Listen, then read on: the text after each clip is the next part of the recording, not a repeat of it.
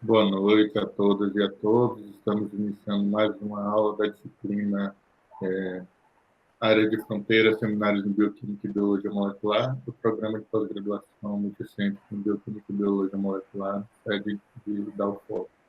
Hoje temos a apresentação do projeto de dissertação de mestrado da estudante Bárbara Reis Feitosa.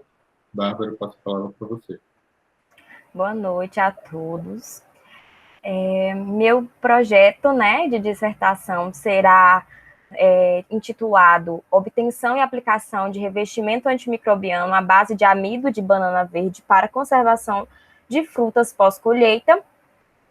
Meu orientador se chama Volney Brito de Souza, e trabalhando com isso, vou começar falando um pouquinho sobre a introdução, e o que seriam esses produtos hortícolas que serão trabalhados aí nessa dissertação.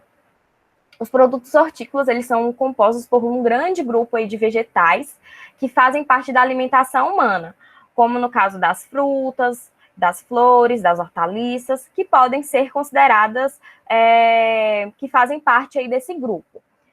Estima-se que a perda de frutos pós-colheita seja de 5 a 25% em países desenvolvidos, chegando a 50% em países em desenvolvimento, e variando, obviamente, o tipo de alimento. Algumas possíveis causas dessas perdas aí de frutos pós-colheita seria através do transporte a granel, no caso, por exemplo, um transporte inadequado, que vai causar um dano mecânico nesse alimento. Então, pode ser uma possível causa, de perda. Além disso, quando o alimento ele tem um composto chamado etileno, que é o gás de etileno, que é produzido principalmente em algumas frutas, que eu vou falar um pouquinho a mais, no próximo slide. Porém, também pode ser uma causa de perda pós-colheita, porque dependendo aí do grau de amadurecimento desse fruto, ele vai acabar amadurecendo esse fruto excessivamente e pode levar ao apodrecimento, gerando essa perda, bem como o armazenamento de frutas maduras com as frutas verdes, Esse armazenamento aí dessas diferentes classes de frutas pode sim também gerar o apodrecimento de alguma fruta. Por exemplo, se uma fruta estiver produzindo muito etileno, e é uma fruta que não tá madura, mas não está apodrecida, mas porém a outra está muito madura. Então, se ela tiver em contato com essa outra fruta, vai acabar apodrecendo mais rápido, o que pode também acontecer essa perda aí desse fruto. Além disso, como já foi falado, um pouquinho sobre a questão do amadurecimento e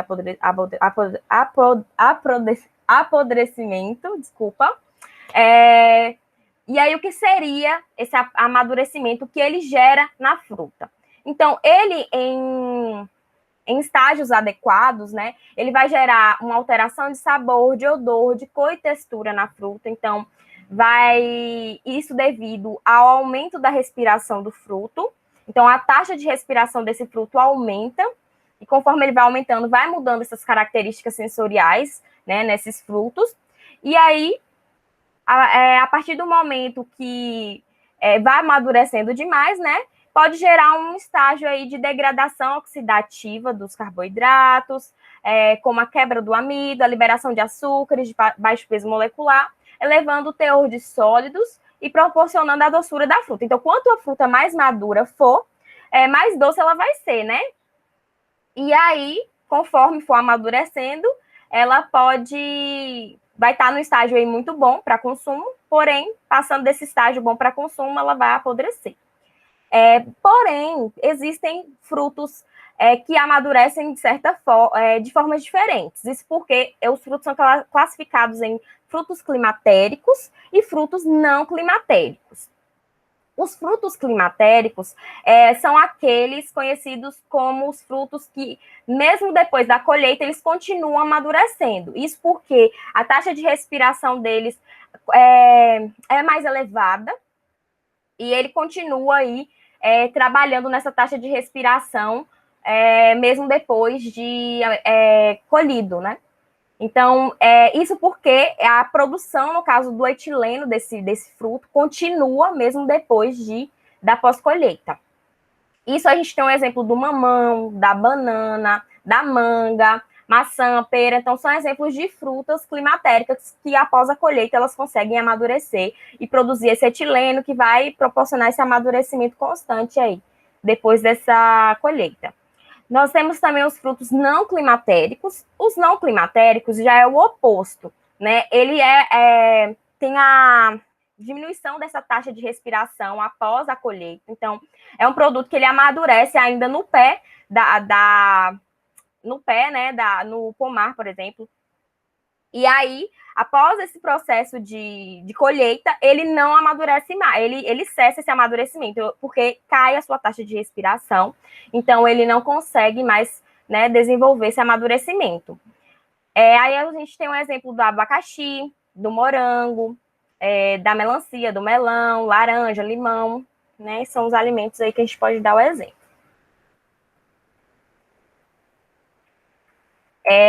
Então, para isso, né, a gente tem que usar algumas tecnologias aí de conservação de frutas pós-colheita. E quais podem ser uma dessas alternativas que a gente pode usar para aumentar essa vida útil desses frutos? Através da higienização, então, todas as etapas ali de seleção daquele fruto, né, um fruto que não tenha tanto dano mecânico, é um fruto também que esteja limpo, né, higienizado, com, por exemplo, água sendo sanitizado com hipoclorito. Então, é um fruto que vai estar livre, né, de micro-organismos ou também até de sujidades, que vai prolongar um pouquinho aí sua vida útil. Além disso, temos o método de refrigeração. Esse método de refrigeração é um método mais bem conhecido, né, que é um método que aí consegue conservar esse fruto de 5 a 10 graus Celsius aproximadamente, e aí vai conseguir conservar um pouquinho mais também esse fruto pós-colheita.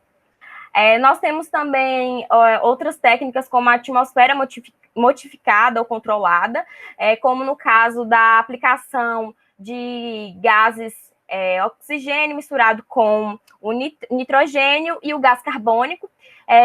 Técnicas utilizadas dentro de embalagens para diminuir um pouco do teor do oxigênio, para que consiga prolongar também um pouquinho essa vida útil aí desse fruto.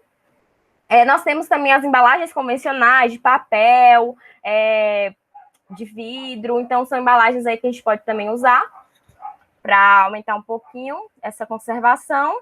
Além disso, nós temos os revestimentos com ceras ou biopolímeros comestíveis, né, para também atuar aí, melhorando essa conservação, assim como os absorvedores de etileno, né, como eu falei, do etileno, ele é um composto, é um gás que vai ajudar na maturação desse fruto, principalmente dos frutos climatéricos. Então,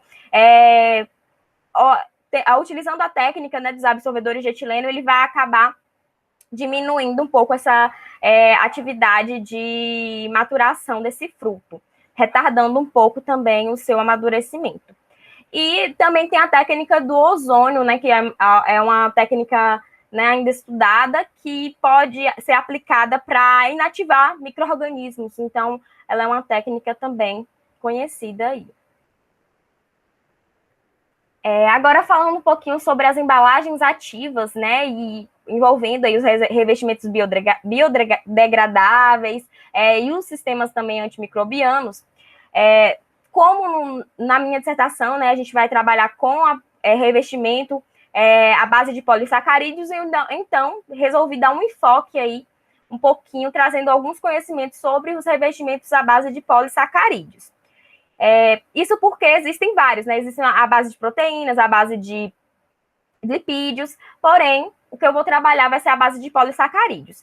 Então, exemplos que temos aí na aplicação desses revestimentos é a celulose, né, a pectina.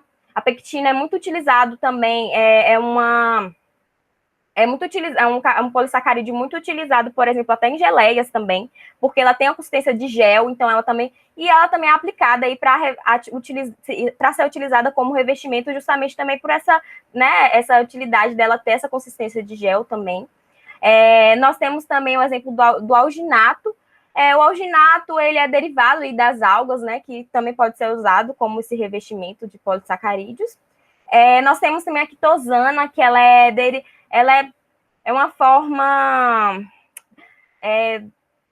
desacetilada da quitina, né? Então, que é derivada aí da carapaça de camarões, por exemplo. Além disso, nós temos também o amido, que é um exemplo que vai ser aplicado aí no meu trabalho, que é muito conhecido também, tem sido muito estudado para aplicação em revestimentos à base de polissacarídeos. No caso do amido da banana verde, que será o alimento que eu vou, né, que vai ser retirado essa propriedade aí do amido, ele tem propriedade de ser rico em carboidratos não digeríveis, devido à sua presença de amido resistente. Ele é de baixo custo, ele é renovável, ele é comestível, e ele tem essa capacidade também de formar géis, o que facilita essa formação desse revestimento. Além disso, ele tem, dentre outros benefícios, até mesmo para a saúde, como no caso na atuação aí da modulação glicêmica, né, consegue controlar os níveis de lipídios plasmáticos, então ele tem várias propriedades benéficas aí. Além do revestimento, a gente pode aplicar também alguns sistemas antimicrobianos juntamente com esse revestimento. Então, como se fosse duas propriedades combinadas aí para potencializar essa conservação. Então, por exemplo, alguns exemplos de sistemas antimicrobianos, nós temos o ácido propiônico, o ácido sórbico, o ácido benzoico, o etanol, e dentre outros também. Eu trouxe só alguns exemplos, e além disso, muitos deles aí atuam, a gente pode ver como é ácido, né? Acaba atuando no sistema antimicrobiano, diminuindo o pH, por exemplo, ali do produto, para poder retardar um pouquinho esse amadurecimento, então potencializar essa conservação. Como justificativa do trabalho, né, na região aí, oeste da Bahia, existem pequenos produtores que produzem alimentos hortícolas de elevada perecibilidade, de maneira que os alimentos entram em um grave estágio de senescência, apodrecendo, gerando desperdício diário desses produtos. Então, esse desperdício pode levar ao quê, né? Pode levar vários problemas. Pode levar ao prejuízo financeiro aos pequenos produtores, isso porque ele não vai, né, conseguir vender a mesma quantidade que ele conseguiria se ele tivesse com um produto mais conservado. Além de outros problemas, como os problemas sociais. A gente tem um exemplo de pessoas, por exemplo, em situações precárias, que não têm muitas condições. Então, muitas vezes o alimento apodrece antes mesmo de chegar à mesa do consumidor, ou antes mesmo de chegar a essas pessoas que, por exemplo, têm aí uma situação mais precária. Então, ao invés de estar, né, apodrecendo esses produtos, esses frutos, eles podem até serem também destinados aí para um público mais vulnerável. E algumas soluções que a gente pode encontrar através do desenvolvimento desse trabalho, né, do desenvolvimento dessa tecnologia voltado mais para a biotecnologia dos alimentos. Seria o quê? Então, a aplicação dos métodos de conservação em alimentos pós-colheita, aumentando assim a vida de prateleira dos frutos, oferecendo um alimento seguro ao consumidor, né, aumentando a renda também dos pequenos produtores, reduzindo aí a perda pós-colheita e também oferecendo a maior disponibilidade desses alimentos para a sociedade. Os objetivos, nós temos o objetivo geral, que é obter o revestimento antimicrobiano à base de amido de banana verde e aplicá-lo na conservação do mamão pós-colheita. Então, o mamão será o alimento que a gente irá testar esse revestimento, porém, esse revestimento eu vou obter aí da banana verde. Os objetivos específicos serão a obtenção do amido da banana verde, né, caracterizar o amido, obter o revestimento com amido, aplicar o revestimento antimicrobiano nas frutas e avaliar a vida de prateleira dos frutos pós-colheita. Como metodologia, né, vou começar falando um pouquinho sobre os materiais que a gente irá utilizar, que será, então, serão utilizadas amostras aí de banana verde para a obtenção do amido e o mamão para a aplicação do revestimento antimicrobiano, que serão obtidos aí de pequenos produtores da região oeste da Bahia, principalmente nos municípios de Barreiras e Formosa do Rio Preto. Além disso, né, inicialmente será feita essa seleção dos frutos através da uniformidade da cor da casca, e avaliando aí a ausência de defeitos, danos mecânicos, além de doenças aí que podem ter nesse alimento, né, visivelmente, que a gente pode observar que seja algum desenvolvimento de fungo ou de algum outro micro-organismo. Logo após da seleção desses frutos, será realizada a higienização através da... Então, antes mesmo de aplicar esse revestimento de amido no mamão, por exemplo, ele será primeiramente lavado, higienizado corretamente, será sanitizado com hipoclorito de sódio por aproximadamente 15 minutos, e depois ele vai ser enxaguado e seco à temperatura ambiente por aproximadamente meia hora. Depois de feita toda essa seleção, higienização aí dos frutos, será, né, aplicado aí a tecnologia para a gente desenvolver esse revestimento. Então, primeiramente, será obtido o amido da banana verde, então será, né, realizado uma técnica para retirar, né, extrair esse amido da banana verde, através de então será obtido um extrato seco. Depois será realizada a caracterização do amido, então vai avaliar a questão da composição química desse amido, através da avaliação da umidade, das cinzas, proteínas, a quantidade do amido, o teor de açúcar redutor em glicose, através dos métodos do Instituto Adolfo Lutz. Além disso, será realizado também a avaliação do rendimento do amido, a solubilidade em água, a capacidade de gelatinização desse amido, e também a cinerese, que seria aí a capacidade desse amido, ou da formação de gel desse amido, né, o quanto que ele consegue perder de água, isso porque representa um ponto... a depender do grau dessa cinerese, pode representar um ponto negativo aí para o produto se ele acabar, né, perdendo muita água, porque quer dizer a perda de também o aumento dessa deterioração também desse revestimento. Então, é bom fazer esse teste para, né, a gente conseguir avaliar se é um teste eficaz, ou se é um revestimento eficaz aí para não obter tanta deterioração durante o procedimento que a gente for fazer. Além disso, também em seguida, será realizada a obtenção do revestimento, através, né, a gente vai preparar uma solução para a preparação desse revestimento com amido. Logo após, será realizada a aplicação do revestimento nas frutas. Então, o revestimento comestível, né, ele será aplicado sobre os frutos de mamão da variedade papaya, por imersão, no tempo aí de 2 minutos, e depois será deixado em repouso por 20 minutos, para garantir a adesão desse polissacarídeo na superfície das frutas. E a partir disso será inserida diferentes concentrações de propionato. E também, né, as amostras serão armazenadas durante aí 15 dias em câmara de temperatura controlada a 10 graus Celsius e avaliadas nos períodos aí de 0 a 3, 6, 9, 12 e 15 dias. Então, periodicamente, eu vou estar lá avaliando para ver, né, como é que vai estar esse desenvolvimento, essa aplicação e desse revestimento, se realmente está funcionando. E também esse experimento será feito em triplicata com 3 frutas por parcela. Então, aí nessa tabela, a gente consegue observar que eu vou trabalhar com uma amostra controle, que não vai ter o revestimento e nem vai ter o propionato de cálcio. Depois vou aplicar 4 tratamentos com propionato, com diferentes concentrações de propionato de cálcio. Então, No tratamento 1 vai ter o revestimento, mas não vai ter, não vai ter nada de propionato. No tratamento 2 vai ter o revestimento, mais 0,5 de concentração aí de propionato.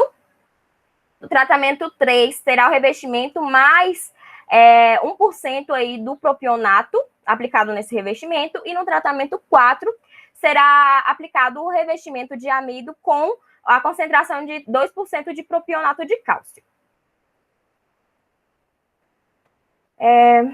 A quinta etapa aí da metodologia será feita a avaliação da vida de prateleira das frutas. Então, será avaliado os sólidos solúveis totais através da aplicação do método aí, utilizando o grau BRICS, através das normas da AOAC.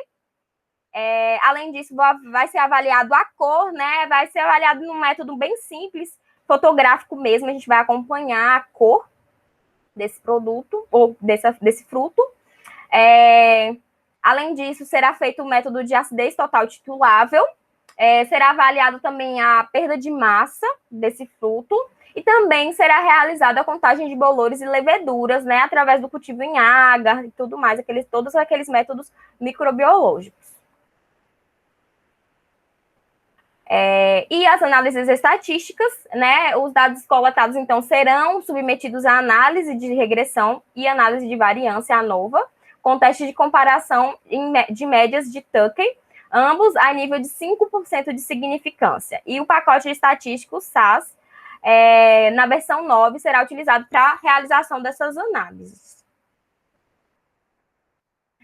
Como cronograma de desenvolvimento, a atualização da bibliografia será realizada em todo o período aí que a gente for trabalhar nessa dissertação. Então, essa dissertação, na verdade, eu e meu orientador, na verdade, nós planejamos aí no período máximo aí de 2 anos, né? Não sabemos aproximadamente ao certo, mas num período estimado aí de 2 anos mesmo. Então, toda essa atualização da bibliografia será avaliada durante esse período. O cumprimento dos créditos prevê que será terminado no meio do ano que vem, com fé em Deus.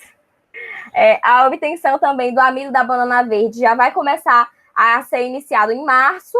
Depois, a caracterização do ano que vem, né? A caracterização do amido também aí vai ser realizado de abril a junho de 2021. Os testes para preparo de revestimento será realizado de julho a agosto de 2021. O exame de qualificação a gente estimou aí para setembro de 2021. A aplicação do revestimento nos mamões será entre outubro e dezembro de 2021. Ou outubro e março, desculpa, de 2021, ou até outubro de 2021 até março de 2022. E além disso, a avaliação da vida de prateleira dos mamões será realizada também de outubro a março de 2022, e as análises dos dados também serão realizadas aí no período de outubro de 2021 até junho de 2022.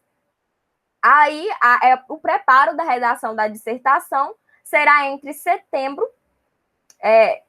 outubro de 2021 até setembro aí de 2022. E para setembro também tem a defesa, né? Esse planejamento, mais ou menos. Aí, obrigada, gente. Aí são minhas referências. Bom. Bota lá no primeiro slide, Babi. Parabéns, Bárbara, pela sua apresentação do seu projeto. Parabéns a você, parabéns ao seu orientador que está aqui, professor Volney. Boa noite, professor Volney.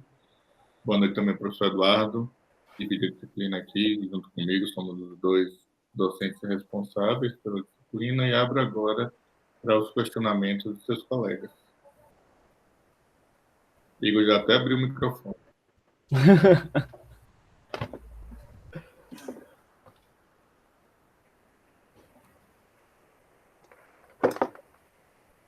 Vai começar, Igor? Hã? Você vai começar a fazer? Não, mas eu só vou dar os parabéns mesmo para Bárbara. O projeto tá muito bem feito, para o orientador dela também, né? Parabéns. E desejar que dê tudo certo, né? Entendeu tudo? Amém. Não tem uma dúvida. Hã? Entendeu tudo, não tem uma dúvida. Ah, ele explicou bem demais. A Jéssica quer falar alguma coisa, fazer alguma pergunta? Parabéns pela apresentação, Babi. É um projeto muito bonito, que eu acredito que vai ser bem enriquecedor para a região. Eu tenho uma curiosidade. Vocês falaram que vão fazer a aplicação por imersão no mamão, né? Caso a gente fosse redirecionar esse processo de revestimento por imersão numa fruta, por exemplo, a maçã, que tem a casca comestível, daria para fazer também? Ou teria que fazer outras análises de modificação de sabor, não sei. Como é que funcionaria? O planejamento é de fazer um revestimento comestível. Então, tentar agregar uma coisa com a outra. Porque esse, no caso, como eu vou desenvolver um revestimento à base de amido de banana verde, então ele tem uma característica comestível, né? Porém, aí é fazendo o teste para avaliar, né? No caso da maçã. Acho que tem muito produtor de maçã que já vende maçã com revestimento comestível, né? Maçã, acho que já é um produto que tem costumeiramente revestimento comestível, não é? Se eu estiver errado. Alguns lugares, sim, produzem já maçã com revestimento. Nesse caso aí da curiosidade da Jéssica, eu acredito que talvez um problema sejam as concentrações de propionato que a gente está propondo. Porque o propionato ele já é um conservante utilizado em panificação, só que aí, quando ele é adicionado direto na matriz alimentícia, ou seja, ele vai ser ingerido, a concentração permitida pela legislação é um pouco menor. No caso de revestimento, se ele fosse ser consumido, talvez a gente tivesse que trabalhar com uma concentração um pouco menor do que essa que a gente está propondo, se ele fosse ser ingerido. Porque aí, na superfície do mamão, no revestimento para o mamão, o que vai migrar realmente para a fruta é muito pouco, é muito menos do que essas concentrações que a gente propôs. Mas se fosse consumir mesmo, ingerir o revestimento, aí talvez a gente tivesse que trabalhar com uma concentração menor de propionato. Tá bom, obrigada, prof. Obrigada, Babi. Eu tenho uma pergunta. Faz, Igor. Bárbara, em relação ao custo-benefício, qual é a viabilidade desse tipo de armazenamento pós-colheita, né, para um pequeno produtor, no caso, um agricultor familiar?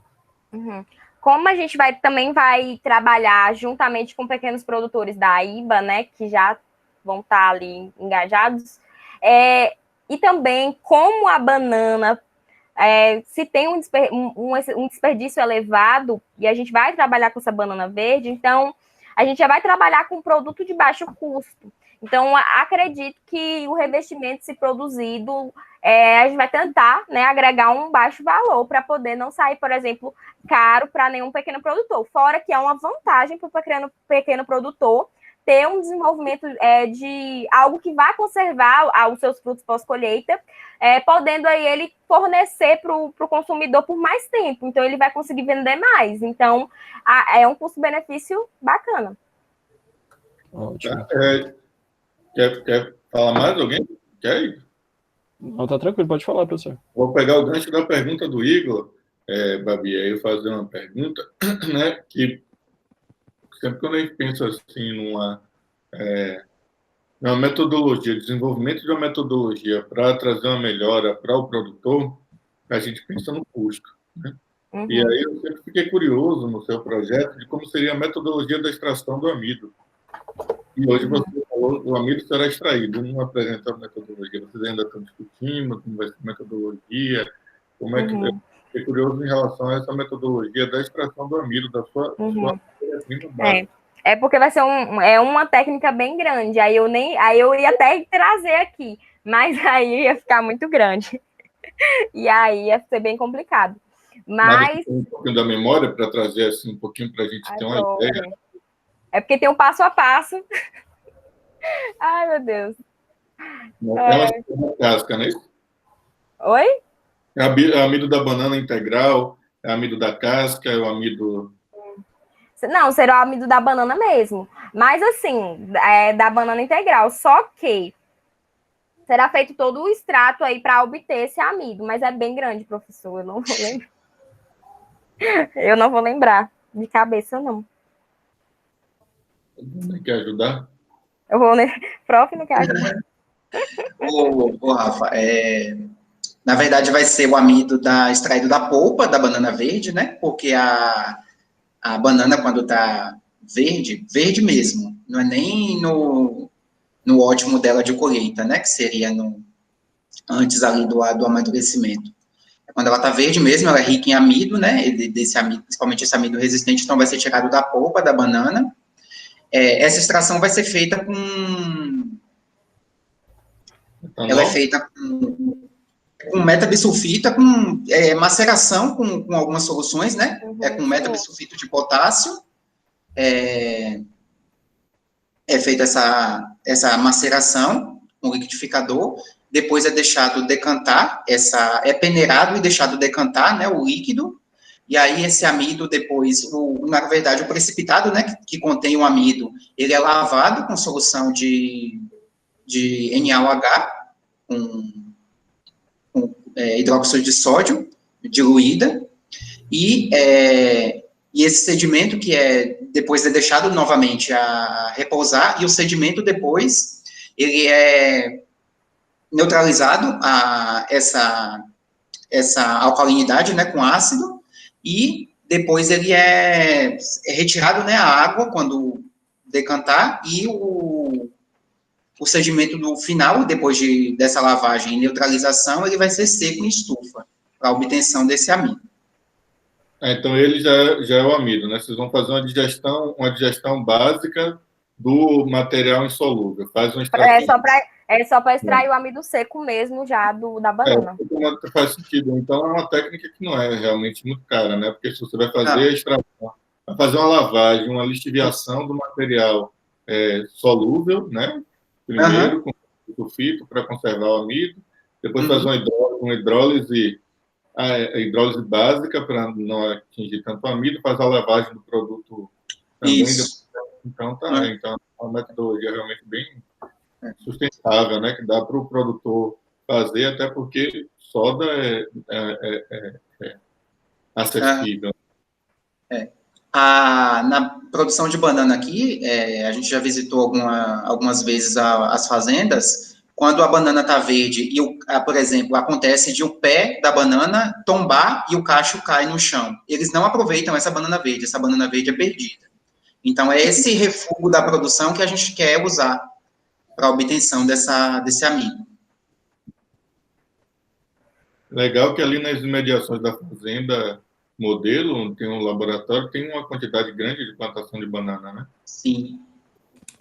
Então, material e boa vontade. E a gente está com uma parceria com o pessoal do sindicato, dos produtores rurais também, que é aí para ter acesso tanto à banana quanto ao mamão, para fazer a aplicação. Ter acesso aos produtores, né? E aí eu tinha perguntado a Babi lá no início, ela ainda estava definindo, né, qual era a espécie que vocês iam usar, qual era o fruto. E deixa eu perguntar, por que vocês chegaram no mamão? Na verdade, a gente ficou entre o mamão e a banana mesmo, a própria banana madura, normal. Porque são produtos aí que são climatéricos, que tem esse amadurecimento excessivo e essa perda excessiva, e a gente consegue ter disponível aí dos pequenos produtores, pelo acesso mesmo. Foi por isso aí que a Babi falou mesmo. A intenção, inclusive, depois talvez em outro projeto, alguma coisa assim, dar continuidade, tentar aplicar na banana, que é até um interesse maior aqui dos produtores da região, por ter bem mais banana, mas a gente pensou também interessante usar o mamão, principalmente por essa proposta de ser antimicrobiano, né, porque o mamão tem bastante problema com fungo na casca, mais até do que a banana. Então, como o antimicrobiano que a gente está propondo é um antifúngico, então, acho que a gente vai ter talvez um resultado mais claro, assim, para avaliar a proposta, né, com o problema que a gente tem. E só para eu terminar, que eu já vou passar para o Edu, que eu já vi que o Edu quer falar também. Você tem algum registro na literatura de alteração de das propriedades organolépticas pela utilização do composto, que vamos usar o fungicida, ou que eu esqueci agora, alteração o ácido propiônico, alteração, ele pode influenciar na alteração do gosto do mamão, na alteração do cheiro. Uhum. Até onde eu pesquisei, que fiz a revisão bibliográfica, não encontrei sobre isso. Eu também não encontrei a aplicação dessa substância, né, para frutas. A gente está propondo como seria uma proposta inédita, né, a utilização desse composto. Não tem falando sobre alterações, assim, da questão do sabor, até por conta, acho que também da migração, né, que é pouco o que migra, né, do fio, do revestimento para a fruta, ainda mais que precisaria penetrar, né, na casca, até atingir a polpa para ter essa alteração. Mas eu pensei mais assim dela desencadear alguma outra reação que pudesse levar a reação, entendeu? Isso aí pode acontecer, pode acabar sendo uma variável que entre aí quando a gente estiver desenvolvendo e possa acabar sendo um problema para a gente. Mas como não tem na literatura, então... Um problema é um dado a mais para vocês coletarem, né? Fazer um ensaio de... Meu Deus, como é que chama? Que o Babi já tem até experiência. Seria o teste de botar para o pessoal comer, meu Deus do céu. Análise sensorial com controle com o bicho lá, né? Já comi com muita coisa da UFOB lá da pessoal de nutrição. Então foi bem dos meus projetos mesmo. Deve ter sido mesmo. Pronto, eu estou satisfeito, agradeço aí a presença do professor Volney aqui, hoje, vindo aí, agradeço a Bárbara, né, muito importante a contribuição para o nosso programa. Nós estamos aqui, nós temos nossos 3 primeiros estudantes com uma variedade bem interessante de trabalhos, isso é bem enriquecedor para o programa. Passo a palavra agora para meu querido colega, nosso professor Eduardo. Boa noite a todos, todas. Noite. Parabéns pela apresentação, parabéns pelo projeto, professor e estudante. E eu vou puxar a sardinha para minha brasa. Na verdade, algumas ideias que me vieram ao longo da sua apresentação, que, acredito eu, iriam complementar muito os resultados que você vai obter. Durante meu doutorado, eu trabalhei bastante com filmes, e como eu estava na Embrapa, no Laboratório de Nanotecnologia, então a gente fazia caracterização microscópica. Então, esse dado eu acho que enriqueceria muito e ajudaria muito você a discutir os resultados que vocês vão encontrar. A parte que eu puxo para o meu lado é que eu tô aberta e disposto a fazer parcerias. A gente pode elaborar alguns filmes em superfícies mais controladas do que a fruta, e eu posso ficar encarregado de realizar essas análises na Embrapa. Aí a outra parte também, aí essa parte seria mais uma caracterização física, microscópica. Outro dado também que acredito eu enriqueceria muito o seu trabalho de vocês, é a caracterização química por técnicas espectroscópicas. Aí a gente pode pegar o gancho da apresentação da Jéssica, que vai trabalhar com fluorescência. Acredito eu que esse filme pode ser analisado pelo mesmo equipamento, que me parece vai estar disponível na UFOB. E a fluorescência, ela já dá uma ideia de composição química, de comportamento químico, né, do ambiente químico que vocês vão ter em cada tipo de filme. Fica aí também essa ideia para vocês pensarem, e caso também vocês achem interessante, a gente pode acoplar a análise de microscopia a alguma análise de espectrometria também, que tem disponível lá na Embrapa, que eu tenho acesso. Então, a gente pode pensar em parcerias futuras aí, para algumas análises complementar os dados que vocês vão obter e ajudar vocês a discutir, a explicar o comportamento aí do material de vocês. Bacana, prof. Grata, inclusive.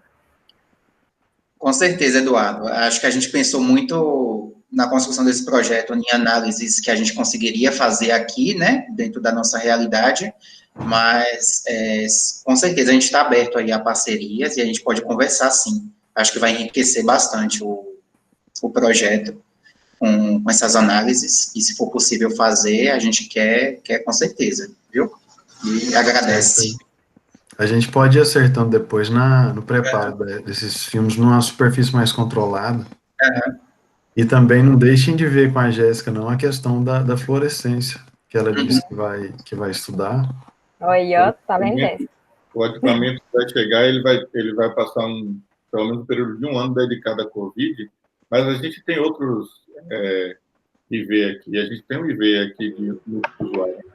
Da química, né? Da química. Na verdade, ele está alocado na química, mas ele é muito usuário, então conversando com os professores. Stefânia usa muito ele também. Que a Cláudia usa também, né? Sou José Neto, né? É interessante fazer esses cruzamentos dos projetos aí para todo mundo atuar junto com todo mundo e ficar cada vez mais rico. Sim, importante, tá vendo? Vai. Contribuição. E fortalece o programa também, né? Com certeza. Com certeza. Eu me disponibilizo aqui para análise sensorial para comer esses mamão. Com certeza. Estamos aqui. Mas, prof, mas sabe qual é o problema? Não, ainda não é um problema, é porque trabalhar com gente... na verdade, é porque quando a gente trabalha com análise sensorial, a gente tem toda aquela questão do comitê de ética e tudo mais, e também tem um projeto que a gente tem que trabalhar com outras pessoas, assim, depende, né, na verdade, de outras pessoas. Aí, nesse momento de pandemia, a gente decidiu não incluir por causa disso, assim, algum método que precisasse, né, do apoio de outras pessoas para contribuir, como análise sensorial, que a gente precisa de participantes, né? Mas então, bota lá para 2022 que dá tempo. Aí, quem sabe, né? Se for em 2022, tem que já ter voltado aí à atividade presencial, né? Para a gente conseguir fazer. Quem sabe até lá, né? Já não tá, normalizou, graças a Deus, com fé em Deus, amém. Mas assim, se quiser levar para casa e chamar a gente para comer uma mãozinha no café da manhã, a gente também não nega, não. Informalmente, né? Amém. Então, gente, vamos finalizar aqui o nosso seminário de hoje. Agradeço a participação e a presença de todos que estiveram aqui. Parabenizo mais uma vez, Bárbara, seu orientador. E semana que vem nós finalizamos a nossa disciplina, e com a apresentação do livro. Então, boa noite a todos. A foto, Rafa, a foto. A foto, prof. Deixa eu só encerrar aqui. Ai, meu Deus. Só encerrar para poder... Ai, não, peraí, gente, eu me ver.